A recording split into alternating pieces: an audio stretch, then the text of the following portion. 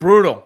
That's all you can say. And the look on Caitlyn Clark's face said it all after she clearly tweaked her groin in the Fever win over the Connecticut Sun in what has been an injury-riddled season for Clark. And whether it was pain or frustration or a combination of both, you could see it weighing on her. Now, she had snapped at a referee earlier. She had held her head down in the midst of her shooting slump. So maybe some of this is just all of that coming to a head, especially knowing that All-Star Weekend is coming up from Indianapolis.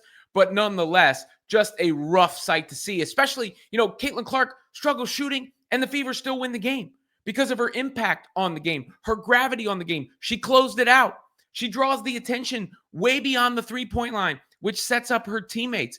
But she has not been right all season, and that sight is not a good one for her, for the Fever, or of course for anyone around the WNBA, because it's difficult to see Clark holding back tears in that moment.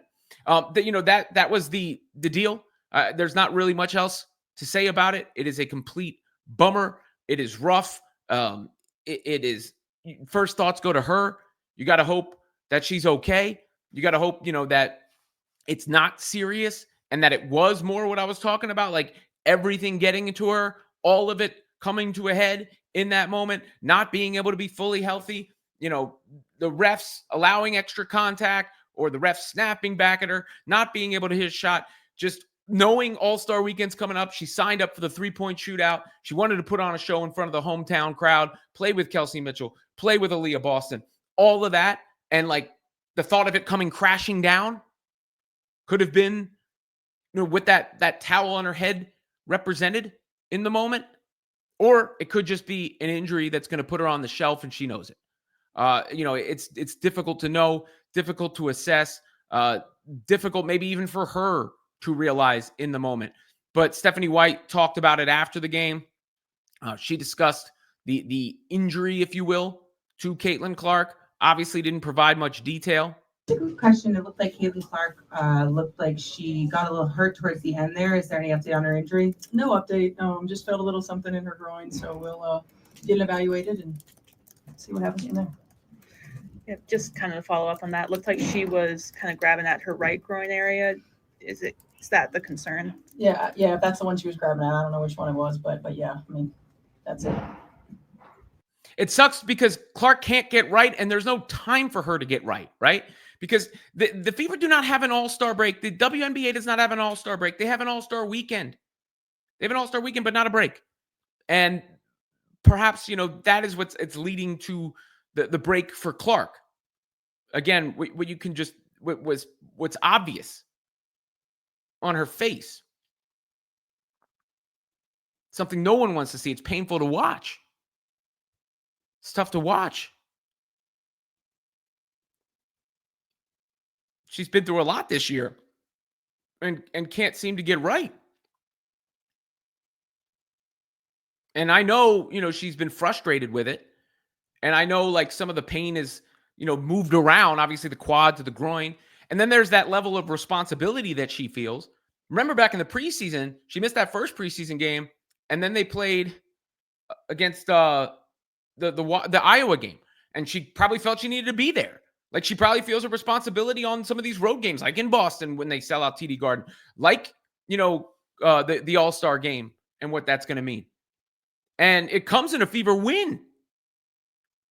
And again, you see the impact she has on the floor, even when she can't hit the side of a barn. 1 of 7 from 3. She can't shoot on the road. 4 of 14 from the floor, but plus 21 in the box score. Why?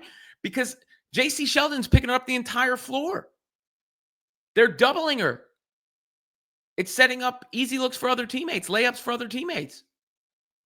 Natasha Howard has played great as of late, getting open, moving without the basketball, not isoing, not, getting the ball on the block, just cutting, moving, quick decision, 13 boards, 18 points, 8 of 11 from the floor.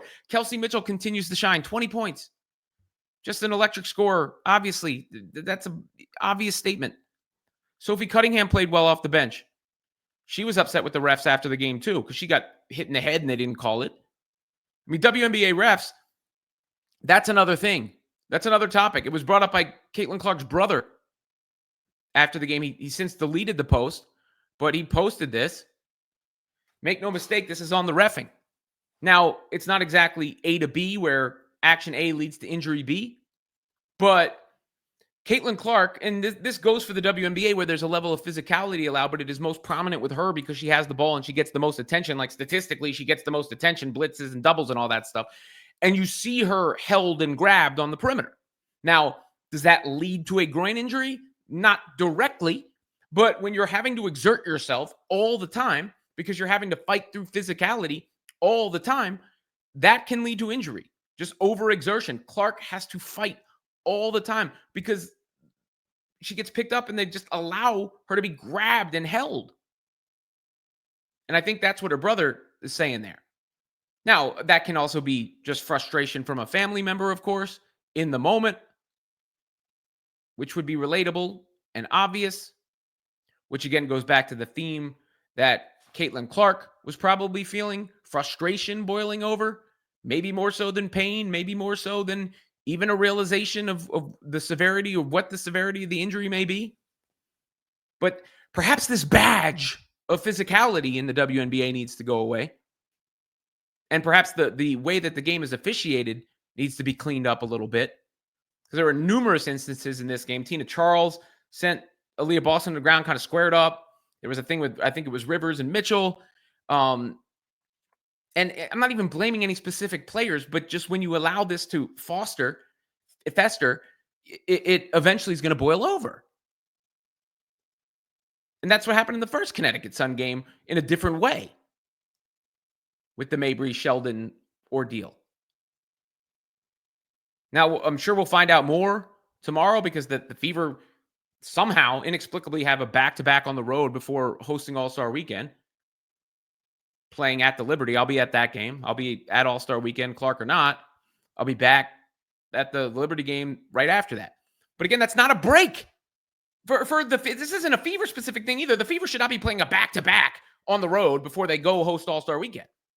But it's not a break for either team. The Liberty are also playing tomorrow, and then they're playing Tuesday. It's less than a week. While Sabrina Ionescu is also participating in the three-point shootout and All-Star festivities, and they got to do all the media. Not a break.